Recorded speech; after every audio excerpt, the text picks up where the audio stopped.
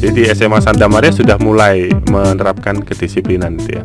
Dulu anggota apa kalau di SMA ikut OSIS atau apa ikut dulu? Saya pernah jadi anggota OSIS, pernah jadi ketua MPK Pak.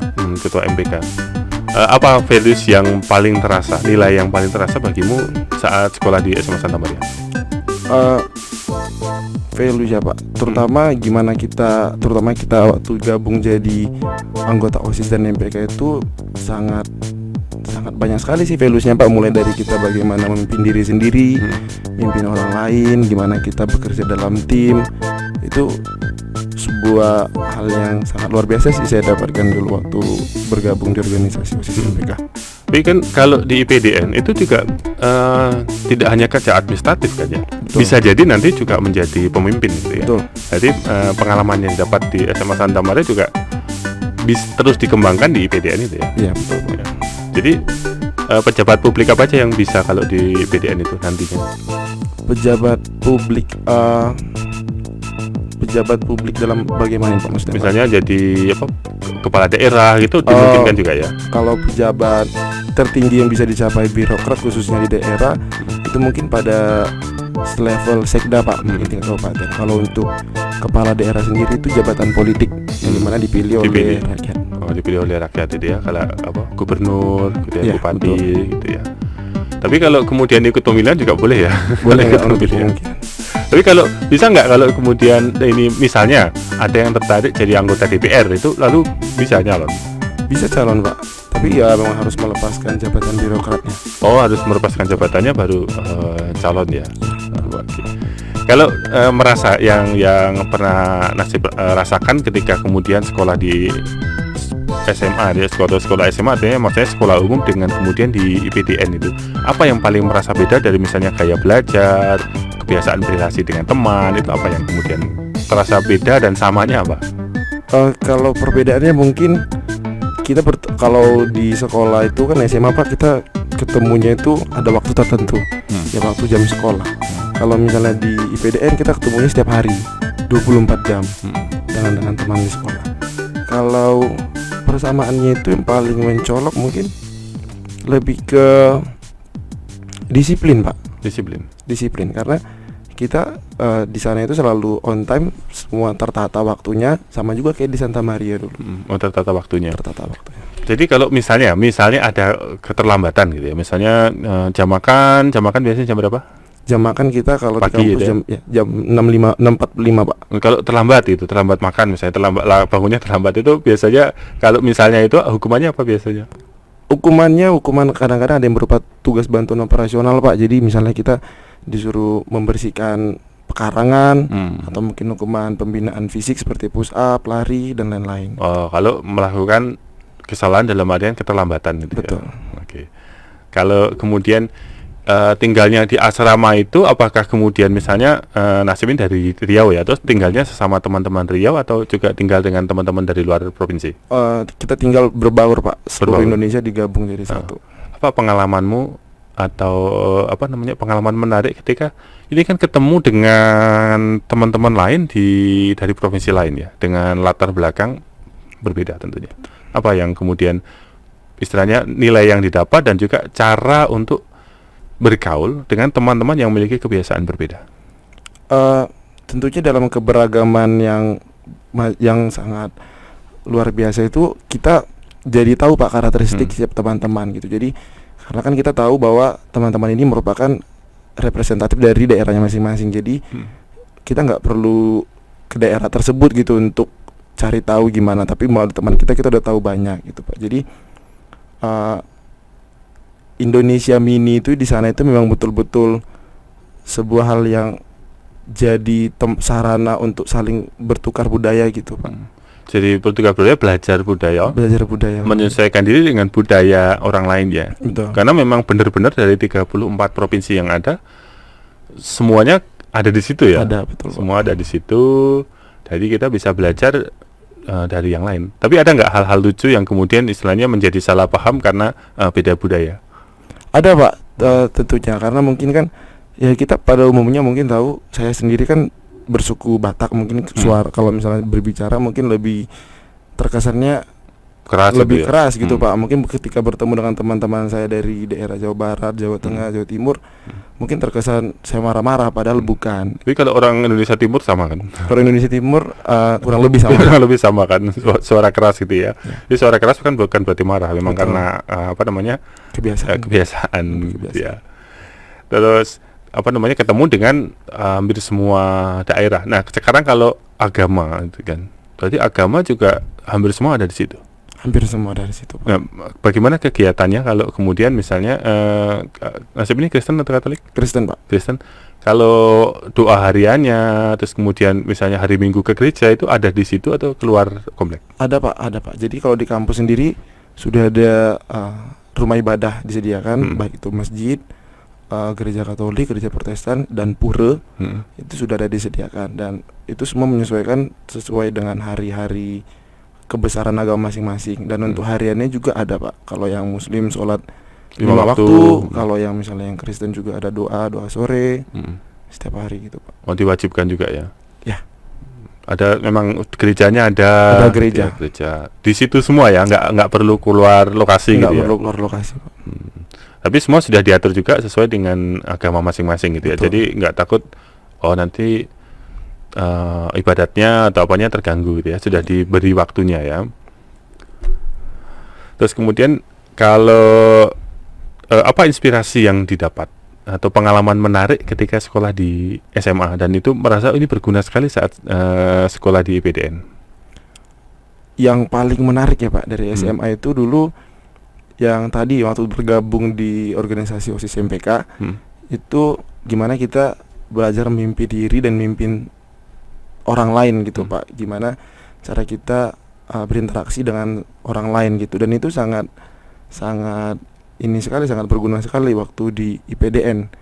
Karena menghadapi berbagai macam jenis sifat, mungkin karakteristik orang, kita jadi tahu Pak gitu. Jadi lebih terbuka pikiran untuk berinteraksi sama orang-orang.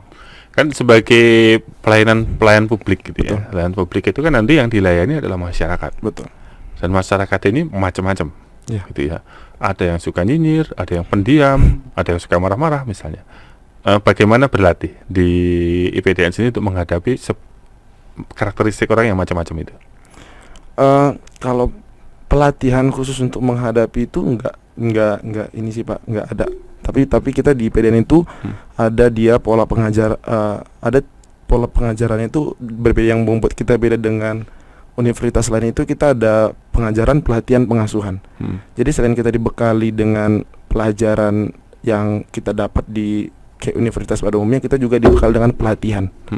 Pelatihan bagaimana kita lebih ke etiket, mungkin Pak, protokol dan lain-lain. Selanjutnya ada di bagian pengasuhan. Nah, di bagian pengasuhan ini kita diajari bagaimana, kita dibentuk bagaimana kepribadian kita itu dibentuk gitu Pak, dalam menghadapi sesama, mungkin nanti mau menghadapi masyarakat secara umum. Itu semua dilatih di situ Pak. Artinya sudah dilatih dan dipersiapkan untuk nanti terjun ke pekerjaan nyata gitu ya, pekerjaan real. Kalau kuliah itu kan ada KKN segala macam, ada prakteknya itu. Nah kalau di IPDN ini ada nggak? Ada Pak. Ada. Kalau di IPDN itu sendiri, bahkan kita untuk prakteknya itu setiap tingkatan ada Pak. Jadi tingkat 1 kita ada praktek lapangan 1, sampai tingkat 2, sampai tingkat 3, dan tingkat 4 nanti juga ada bakti karya praja, namanya itu seperti KKN juga Pak. Dan ada juga Lasi Tardanus yang kita itu dimana bergabung bersama universitas lain dan instansi lain seperti Akademi Kepolisian, Akademi Militer, dan lain-lain. Itu kalau praktek harus kembali ke provinsi awal atau bisa di provinsi lain? Kalau untuk praktek lapangan di tingkat 1, tingkat 2, kalau yang namanya praktek lapangan kita biasa ditempatkan di satu desa Pak, satu desa atau kelurahan. Jadi kita buat proyeknya di situ. Udah pernah kemana aja Nasib?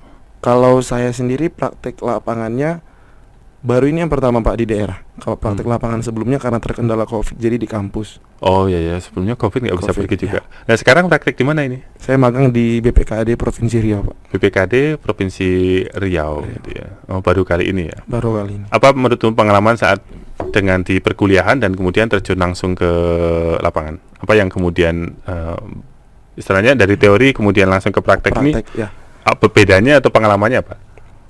Mungkin lebih ke shock culture sih Pak, karena kita mungkin selama ini kalau belajar materi ya sekedar belajar materi, tapi ternyata di lapangan itu lebih kompleks Pak. Jadi nggak semata-mata cuman lebih ini Pak, maksud saya situasi kondisi di lapangan itu nggak tetap di dalam kantor itu nggak tetap berubah-ubah. Jadi kita memang harus siap. Kalau di perkuliahan kan lebih ke ilmunya ya, lebih ke ilmunya. Keuangan kan lebih ke ilmunya. Kalau ini lebih ke mungkin masalah yang dihadapi. Masalah yang dihadapi itu apa dan bagaimana itu diselesaikan dengan teori yang sudah dipelajari gitu ya. Kalau saya lihat kan seragam yang dikenakan Nasib ini banyak atributnya itu. Bisa dijelaskan atribut masing-masing itu apa? Kalau atribut yang saya pakai mungkin dari yang paling atas ini dia namanya deck. Ini menunjukkan tingkatan perajanya Pak. Jadi kalau dia bintang 2 ini adalah tingkat 3. Kalau dia bintangnya 3 berarti dia tingkat 4 Pak. Kalau pas tingkat 1 dia kosong, cuman hanya garis ini aja. Oh oke. Cuman kosong aja. Turun ke sini, di sini ada monogram tulisannya PDN. Jadi kalau yang di sini saya dapatkan waktu mengikuti pendidikan dasar di Akademi Kepolisian dulu. Yang ini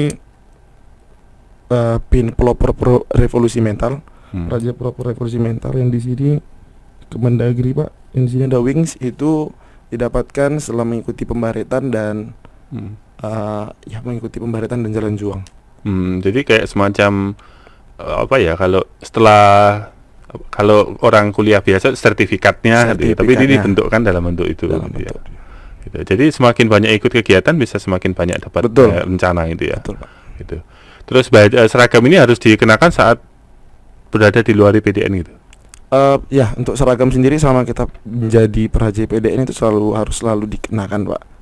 Ini pakaian dinas atau pakaian apa? Pakaian dinas harian kalau yang saya pakai kali ini. Pakaian dinas harian. Kalau biasanya kan kalau ini ada PDL, ada PDH, PDL-nya pakaian dinas lapangannya ada sendiri. Ada sendiri Pak. Betul. Terus kalau kan tadi dibilang ada waktu keluar juga ya hari Minggu. Itu pakaian yang dipakai apa? Ada pakaian dinas pesiar namanya Pak. Oh, pakaian dinas pesiar. Pakai baju biasa gitu nggak dibolehkan? Nggak boleh Pak. Sekalipun liburan di rumah? Nggak boleh tetap. Kalau liburan di rumah pakai apa? Kalau di rumah, kalau dalam rumah gitu Pak. Enggak, maksudnya liburan dan harus berinteraksi dengan teman-teman gitu. Kalau berinteraksi dengan teman wajib pakaian dinas Pak. Pakaian dinas yang seperti ini? Yang seperti ini. Apa tujuannya itu menurut sendiri? Kita itu masih terikat gitu Pak. Karena kita itu bukan mahasiswa biasa. Kita ini praja, jadi dimanapun tetap harus menggunakan identitas ini.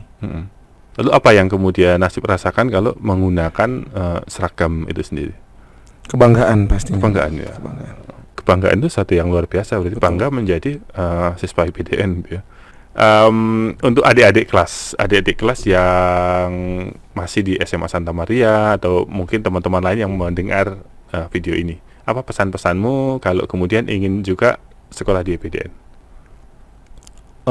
Untuk pesan sih mungkin lebih percaya diri sih Pak, karena banyak yang saat ini mungkin teman-teman yang merasa minder ataupun takut, terlalu banyak yang dipikirkan sebelum masuk sekolah kedinasan. Pesan saya mungkin lebih ke percaya diri, nggak usah takut, apalagi yang di Santa Maria khususnya. SMA sudah sangat memfasilitasi, sudah sangat mendorong, membekali cukup baik untuk kita sekolah nanti ke depannya, mau di perguruan tinggi negeri, swasta, kedinasan dan lain-lain. Intinya satu aja, percaya diri gitu. Karena saya duduk di sini hari ini pakai seragam ini ya karena percaya dirinya saya gitu Pak. Ya, jadi Nasib merasa bahwa di SMA Santa Maria sudah disiapkan baik dari segi kemampuan pelajaran gitu ya. Betul. Ataupun kemampuan yang lain tadi belajar untuk memimpin sudah disiapkan. Betul. Itu. Kalau dari tesnya, ini sedikit tesnya itu bisa diberi gambaran tesnya apa aja sih untuk masuk IPDN, karena banyak tadi loh, 40.000 tadi ya, 43.000 yang keterima cuma 1.600. Jadi kan kita banyak saingan, kalau kita nggak mempersiapkan diri secara baik ya nggak bisa masuk gitu ya. Jadi tesnya apa aja, terus kemudian pengalaman di SMA Santa Maria ini sudah disiapkan itu apa aja yang kemudian di tesnya, dan bagaimana mempersiapkan dari kamu punya cita-cita tadi kelas 11 tadi. Gitu Pak. Jadi Kalau untuk tesnya sendiri itu yang pertama itu ada tes kompetensi dasar. Ini tes yang sangat paling mendasar sih Pak. Jadi semua PNS juga nanti misalnya mau daftar pasti ada tes kompetensi dasar, itu meliputi kewarganegaraan, intelijensi umum dan kepribadian gitu. Karena kalau di tes ini saya rasa di SMA juga sudah dibekali Pak, karena pengetahuan dasar, pengetahuan umum, kenegaraan itu semuanya udah ada di SMA. Tinggal bagaimana kita mengendalaminya aja dulu Pak, latihan soal. Selanjutnya tes kesehatan. Jadi kita kesehatannya juga diperiksa dari ujung rambut sampai ujung kaki. Yang dari dalam juga diperiksa. Selanjutnya psikologinya juga diperiksa Pak. Jadi lalu ada tes mengenai jasmani. Jadi bagaimana kita sehat secara jasmani Pak. Maksudnya dalam hari ini tesnya itu berupa lari, kegiatan-kegiatan fisik, push up, sit up dan lain-lain. Baru nanti tes terakhir itu tes pantauan akhir. Itu kalau di zaman saya dilaksanakan di pusat Pak. Tapi kalau ada nggak tahap-tahapnya? Misalnya kan kita memberikan formulir segala macam itu ya, ada seleksi administrasi itu ada? Ada, betul Pak. Jadi mendaftarnya itu di portal BKN Pak, online. Nanti baru kita membayar 50.000 untuk tes yang pertama, tes kompetensi dasar ya Pak. Jadi setelah tes kompetensi dasar ini diterima, lalu tahap selanjutnya tahap selanjutnya apa setelah tes kompetensi dasar? Tes kesehatan Pak. Tes kesehatan. Lalu bisa nggak orang nggak lulus di kesehatan itu bisa? Bisa Pak. Yang paling banyak jatuhnya umumnya itu di awal kompetensi dasar Pak. Oh, tes kompetensi dasar yang paling banyak jatuh karena ini dari segi materi pelajaran ya. Betul. Nah, tapi Nasib tadi menceritakan bahwa SMA Santa Maria cukup membekali para peserta didiknya untuk bisa ke situ. Kalau kesehatan ini yang kemudian biasanya apa yang kemudian membuat gagal di situ? Banyak sih Pak. Jadi untuk kesehatan ini sebenarnya kita memang harus persiapkan dari jauh-jauh hari. Kita medical check up. Jadi misalnya yang matanya rabun ataupun minus, itu dari jauh-jauh hari harus sudah diperbaiki gitu Pak. Jadi nggak bisa instan gitu. Kalau yang punya kebiasaan merokok gitu? Ada SMA kan ada yang merokok ya? Iya betul. Iya. Ya ada itemnya juga nanti yang ronsen paru-paru mungkin ya. Jadi memang kalau mau itu ya berhenti kebiasaan gitu. Merokoknya nggak boleh gitu ya, bukan dikurangi, nggak boleh. IPDN nggak boleh merokok ya? Nggak boleh merokok. Kalau ketahuan? Kalau ketahuan ada hukumannya. Ada hukumannya. Jadi memang kesehatan juga dijaga gitu ya. Jadi kalau ada yang membiasakan dari kecil mungkin dari SMP merokok, dan kalau ingin ke IPDN ya bukan hanya ke IPDN sih, mau ke manapun juga tidak dibolehkan ya. Karena itu merusak kesehatan tentunya. Oke. Sudah banyak hal yang kita bicarakan dan banyak hal yang membuat saya sendiri lebih tahu tentang apa itu IPDN. Saya sangat terkesan bahwa ternyata negara ini mempersiapkan calon-calon orang yang akan melayani kita baik di pemerintahan atau di instansi lain, dipersiapkan dengan sangat baik sehingga kita terbantu nantinya. Adakah Nasib yang ingin disampaikan untuk sebagai closing statement dari pembicaraan kita pagi ini? Yang ingin disampaikan mungkin lebih ke semangat mungkin Pak. Semangat dan percaya diri dalam mencapai cita-cita mungkin. Semangat dan percaya diri untuk mencapai cita-cita. Ya betul. Oke, terima kasih kepada pendengar semua, teman-teman semua di siswa-siswi Yayasan Prayoga Riau dan semua orang yang melihat podcast ini. Kita telah banyak belajar bagaimana Nasib menjalani kehidupan di Praja IPDN dan bagaimana dia juga mempersiapkan diri mulai dari SMA Santa Maria, belajar dengan baik dan kemudian akhirnya bisa sekolah di sini. Semoga semua teman-teman yang ingin melanjutkan ke IPDN atau orang tua yang ingin menyekolahkan anaknya ke IPDN, ke juga sekolah-sekolah kedinasan yang ada di Indonesia ini, mendapatkan masukan, mendapatkan informasi baru terkait ini. Terima kasih. Terima kasih Pak. Oke.